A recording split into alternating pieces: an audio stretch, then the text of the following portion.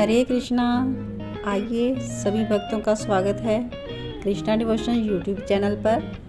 प्रभु की अद्भुत लीलाओं का हम श्रवण कर रहे हैं कृष्ण चरित अमृतम ग्रंथ से, और हम पहुँचे हैं भाग 178।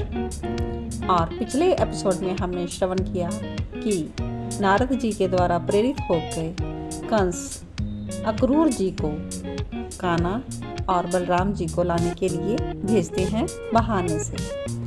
तो अक्रूर जी तो बहुत प्रसन्न है, क्योंकि उनको मालूम है कि कृष्ण कोई साधारण नहीं है जो कि केशी जैसे राक्षसों का वध कर देते हैं। तो वो उनको लेने के लिए चलते हैं, और उनको पता है कि श्री कृष्ण भगवान है, स्वयं नारायण भगवान है। तो आज के एपिसोड में हम श्रवण करेंगे अक्रूर का मनोरथ, यानी कि जो अक्रूर जी के मन में था। जो संसारी रथ है वो वहां तक नहीं पहुंचाता। अक्रूर चले तो हैं ब्रज की ओर, लेकिन जो दुनियावी रथ है उसके चलने से पहले उनका मनोरथ वहां पहुंच गया। क्या मनोरथ है? श्री कृष्ण कहते हैं, आहा मेरे इष्ट हैं नारायण भगवान, तो क्या मेरे इष्ट ही श्री कृष्ण के रूप में पधारे हैं? हाँ, आचार्य गर्ग ने उस दिन मुझे एकांत में बताया था कि नंदराज के आंगन में जो बालक खेल रहा है ना, वो नारायण का ही अवतार है। ओहो, तो मैं इन नेत्रों से अपने भगवान के दर्शन करूंगा। वाह, ऐसा मनोरथ करते हुए चिंतन में खोए हुए अक्रूर का रथ चल रहा है ब्रज की और मथुरा की सीमा यहाँ तक ही है। अब ब्रज प्रारंभ होने जा रहा है। कैसा है ब्रज? घने वृक्ष दिखाई दिए अक्रूर को। उन वृक्षों से लताएं लिपटी हुई हैं। उन लताओं में छोटे छोटे पुष्प खिले हैं। उनकी सुगंध अद्भुत है। आगे बढ़ते हैं अक्रूर तो उन्हें हिरणों का झुंड दिखाई देता है। वो दौड़ते हैं, दाहिनी और मोरों का नृत्य चल रहा है। बाईं और सरोवर है छोटे छोटे, उनमें कमल खिले हैं। मन बहुत ही आह्लादित है अक्रूर का। चकित भाव से चारों ओर देख रहे हैं तो देखते हैं सामने से गौएं आ रही हैं, अनगिनत गौएं। उनके बछड़े आगे पीछे कूद रहे हैं। और अक्रूर जी आगे देखते हैं मोरछली, कदम्ब, पारिजात, पाकर, तमाल, सबका घना वन है। उसमें से जब गुजरे अक्रूर जी तो उनके आह्लाद का कोई ठिकाना नहीं। वहाँ तो शीतल हवा चल रही। हवा मात्र शीतल ही नहीं, सुगंधित भी थी। और सबसे बड़ी बात, हवा प्रेमपुरम थी। भीग रहे थे अक्रूर उसी प्रेम की फुहार में। अब आगे एकाएक अक्रूर का रथ रुक गया। सामने देख रहे हैं अक्रूर जी तो अति आनंद के कारण जड़वत हो गए हैं। रथ से उतरे, क्योंकि अब रथ चलने में कोई अर्थ ही नहीं रहा, और उतरते ही साष्टांग लेट गए धरती में। क्यों?